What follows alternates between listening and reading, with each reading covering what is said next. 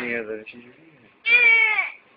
این نزدیک خود میکنی بعد اخواتی خود میزنی با منی؟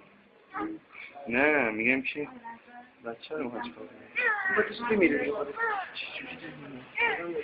پسرم اصلا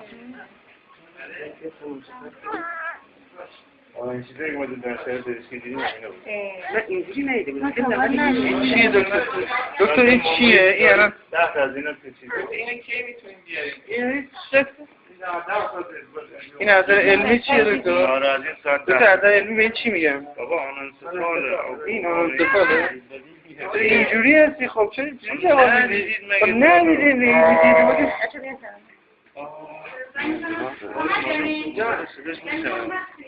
ای ما میگیم آرمزا صحبت کنیم دکتر شو گرفتار شدیم از دست ما مریض مادر من چک میکنیم نه به نوزاد آرمزا بحث از اینه تو دانشگاه مامایی که ما ندیدیم ما که ندیدیم ای میگیم ما چند سالی ما اولی مورد 2 ساله هر چیز تشکیل شده مثل نیمه برای چیزش مخش داره مثل نیمه تشکیل شده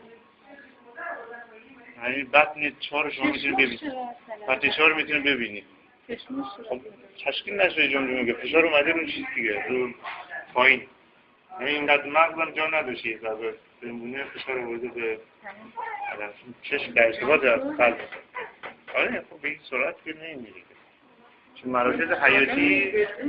مراکز حیاتی چی؟ ساقه مغز که داره مخ نداره